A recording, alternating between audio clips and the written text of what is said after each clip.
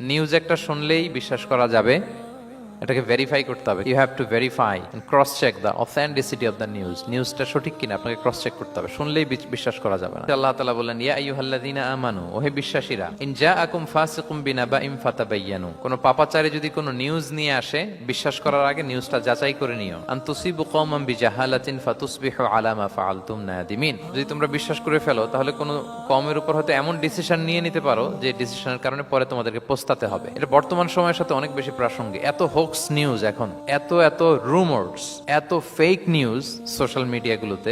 Even mainstream মিডিয়াও যা প্রচার করে সবই যে আপনি বিশ্বাস করতে পারবেন তাও না, ওইটাও একটু ক্রস চেক করে নিতে হবে। এদেরও কিছু প্রোপাগান্ডা থাকে আবার, এরাও নিউজকে এমন ভাবে অনেক সময় করে তাদের সুবিধার্থে। সো আপনার চোখ কান খোলা রেখে অনেকগুলো নিউজ একসাথে মিলিয়ে তারপরে বিশ্বাস করতে হবে। কিন্তু আমাদের সরল মনা অনেক ভাইদের যেটা হয়, ফেসবুকে একটা কিছু দেখে আমরা মনে করি যেটা সঠিক, ফলে কি করি, শেয়ার দিয়ে ফেলি। আবার আপনার বন্ধুরা শেয়ার দেয়, ফলে মুহূর্তে একটা রুমর, একটা গুজব ছড়িয়ে পড়ে সমাজে, কিন্তু আদতে এটার সাথে কোনো মিলই নাই বাস্তবতা। ইসলাম কত সুন্দর একটা নিউজকে ভেরিফাই করার জন্য আমাদেরকে নির্দেশ দিয়েছে। ফাতাবায়ানু মানে ক্রস চেক করো, যত মেইন স্ট্রিম মিডিয়া হোক। ওটা শুনলে আপনি আরো আপনার সোর্স থেকে আপনি একটু জানবেন, এরপরে আপনি বিশ্বাস করবেন। আপনি কি জানেন যে একটা কথা শুনেই ক্রস চেক না করে অ্যাকশনে যাওয়াতে কত পরিবার ভেঙে যায়, কত সম্পর্ক ভেঙে যায়? আমাদের মধ্যে প্রবণতা আছে। আপনার ছেলের ব্যাপারে একজন একটা কথা বললো, এসেই ছেলের মারপিট, জিজ্ঞেস করেন না এটা। আপনার মেয়ের ব্যাপারে একজন এসে একটা বাজে কথা বলছে, এসেই আপনি মেয়ের সাথে খারাপ আচরণ। আপনার ওয়াইফের ব্যাপারে একজন বললো আর কি, যে ভাই আপনি এখানে, ভাবিকে তো দেখলাম ওইখানে আরেকজনের সাথে,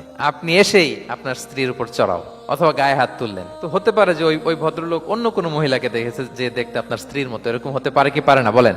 তো এই যে আপনি ক্রস চেক না করে, ভেরিফাই না করে যে অ্যাকশনে গেলেন, এতে সমস্যা হবে না সমাজে? পরিবার ভাঙে, সমাজে সম্পর্ক নষ্ট হয়, কলহ বাঁধে। এজন্য আল্লাহ তাআলা বলেন যে সোসাইটিটাকে যদি পিসফুল করতে চাও, ইযা জাআকুম ফাসিকুম বিনাবাইন ফাতাবায়ানু, নিউজ আসলেই বিশ্বাস করো না। You have to cross check, you have to justify and you have to verify the news. তাহলে আজকে থেকে ফেসবুকে একটা পেলে আমরা কি করব? শেয়ার দিয়ে দিব।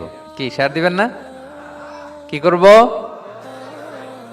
যাচাই বাছাই করব, ক্রস চেক করব। তো আমরা প্রত্যেকেই দায়িত্বশীল হলে এই গুজবগুলো স্প্রেড করা থেকে আমরা বিরত থাকতে পারি। নিউজ শুনলেই আমরা এখন বিশ্বাস করব না, আগে ক্রস চেক করে নিব। তা না হলে আমরা বিপদে পড়তে পারি, এমন কোনো কাজ করে ফেলতে পারি যেটার কারণে পরে লজ্জিত হব। তো আমরা আগে থেকেই সাবধান হয়ে যাই।